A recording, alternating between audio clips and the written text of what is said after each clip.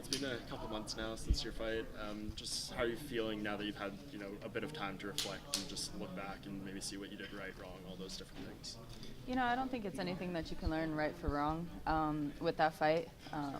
It's kind of a frustrating thing because coming back from such a long layoff, of course you don't want to go into a fight and it turn out that way. But, I went into a fight and I thought that everything was great. And the first strike thrown in there was Amanda's kick to my leg, and it was a game changer for sure. So it just kind of put me in a defensive mode the whole entire fight, and became a frustrating night. Sitting back on it, it's just I got to take a little bit more time and do things right. And so I've just been kind of enjoying life. I stepped back from everything, went on some vacations, and just completely got out of the whole gym scene. And I think that's the best thing that I could have done mentally, physically, and emotionally. Yeah. So how's your health right now? Health is good. Put on a lot of happy weight, so now it's time to get back on the grind. Was the leg kick to your surgically repaired leg? Yeah, it was. She hit dead on right where I had all the nerve damage and right where the break was at. So that initial first kick, as soon as I fell, I went to go stand back up, and I felt like it was broke all over again. And then she hit it a second time. And, I've had broken bones, I've had torn muscles, I've taken cuts in fights, and through all that, you can work through it. But let me tell you, when it's a nerve damage that's done, that's all that was registered to my brain. I mean, obviously, it's a fight, and anything goes in that sense. But you guys have a close relationship too. I'm not sure how much knowledge she had of the significance of your injury. Do you think she went in there, thinking I'm gonna attack that point because maybe that's where she could be vulnerable? A fight's a fight, and Amanda did what she had to do to keep her belt. And of course, everybody knew about it. We were originally supposed to fight the first time in December, and of course, I had to pull from that fight when my injury first initially happened. So it was no secret. But it was frustrating. Is that something that you knew could be a problem for you in the fight, that leg? I have to honestly say that I think I was just really antsy. I went on the 18 months of recovering from surgeries, so just getting back, I really just wanted to get back and do things. And when I was finally cleared to actually get back into training, I just took it as clearance for everything, and I went full blast with everything. And when I sat back and actually looked on things, I was talking to Tecia, I was talking to my coaches, and it's kind of frustrating because I used to be able to go and just kick things, do a lot of shin conditioning, and it was fine. I didn't have to wear shin guards, and I like to train a lot without shin guards.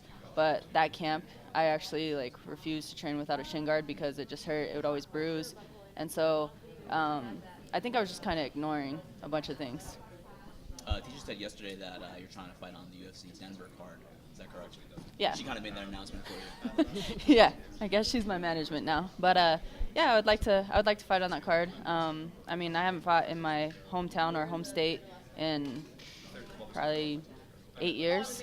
So I think it would be fun just to hang back and do it there. Do you have an opponent in mind?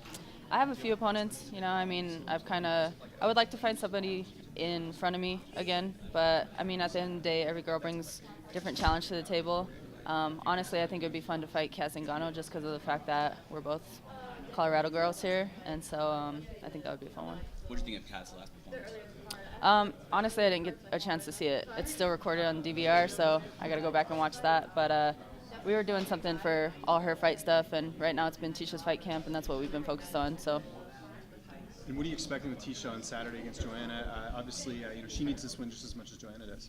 I couldn't be more excited for Tecia's fight. I just feel that she's really in a different place mentally and physically too. She's always been ripped, but she's leaner than I've ever seen her. And she's just, she's been zoned in. I think she really has her mind made up on where she wants to be in this fight and what she wants to do. And I think once a fighter makes up their mind with that, it's a dangerous thing. So I'm just excited. Do you feel like Joanna has been underestimating her? She's been talking about how she's going to get the title shot next and all this stuff. Do you feel like she's maybe overlooking it? One thing that I've always said about Joanna is the fact of her confidence. I love the confidence that she carries, and it doesn't matter if she loses or what happens. That seems to never break. But I think that she underlooks a lot of her opponents, and I think that's exactly what she's doing with Tecia. Amanda is probably going to fight Cyborg next, moving up to 145 and doing a super fight, which kind of leaves the 135 belt not defended. Does that hurt the division, or is that kind of a bummer for some of the people who are contenders in the 135 division? I feel like they're doing so much with all these interim belts and fighters going every other way with fighting for belts into different divisions and everything else. And so right now, I don't even know what to say about that. I mean, it's a super fight that everybody wants to see, and I think for me, you know, I want to focus on the next step in my career. I want to get back in the win streak and eventually get back up there for that title. So, I mean, I don't really know. Do you think that fight playing out, Nunes versus Cyborg? Honestly, I think it's going to be a very exciting fight. Nobody's invincible, and I mean, Cyborg, I don't feel like she's had like extremely. I don't really know how to put it because I don't want to take away from anybody. Anybody who's here, I mean, they deserve to be here, and anybody who steps in that octagon deserves it. You know what I mean? It takes a lot. But I think that Amanda will definitely challenge her, and it'll play for an exciting fight. Do you think the Cyborg Nunes super fight sort of helps you and your career because it sort of clears the path at bantamweight for another title shot for yourself? You know, I think obviously she's moving up and she's going to fight Cyborg, but I think that at the end of the day, Amanda's still the champion in our division. So it's kind of one of those things to where I got to go step by step in my own career, and my next stepping stone is just take another fight, get another win, put on a good performance, and then, you know, go from there. Did the fight with Nunes at all affect your relationship with her, after it's over, or is it, you know, sort of what it was like before the fight? No, I mean, we met because of the sport, and we knew that day would always come, so it's just kind of one of those things to where it's business in the octagon, friendship on the outside. So, I mean, obviously they're here because Nina's fighting on the same card this Saturday, and we've already been hanging out and seeing each other and stuff, so we still have our friendship. Some awkwardness, though, there. It's not awkward. I want to smack her or maybe kick her leg as hard as she kicked mine. No, it's not awkward. I asked Tecia the same question. I mean, the experience you went through challenging for the title, just, you know, being at the biggest pinnacle of the sport, her going into the biggest fight of her career now, is there any wisdom you can kind of impart on her just from, you know, what you went through on that, you know, experience of being in a title fight? You know, I think when it comes to Tecia, or even when it comes to any fighter, I think it's just all about embracing the journey. It's just about having fun, and I mean, she's in a position that everybody wants to be in. I highly believe that this fight, whoever the winner is, they should go up for the world title next. And I've told Tecia from a long time ago, I mean, even before we started dating, I've always been a fan of Tecia. Her fight style, her just grittiness, and her, I mean, she's a tiny tornado for a reason, you know? And so I think it's just all about her just believing in herself, going out there and having fun. And when she's doing that, she's overwhelming. And I tell her that all the time in the gym. Even me being a couple divisions higher than her, she goes against some of the guys that are even bigger than her. But when she starts going and pushing the pace, she's a scary little thing. So, I mean, if she just goes out there and she embraces the moment, has fun, I think she's going to be proud of herself the way that we are. Not to rehash old news too much, but obviously, you know, coming out of that title fight, it's probably an incredibly disappointing situation for you. You have the injuries and stuff, and then there's everyone piling on with the stuff about your coaches and the corner work and stuff. How difficult was that just moment, you know, all of that combined for you to get through? You know, it was a lot to take in.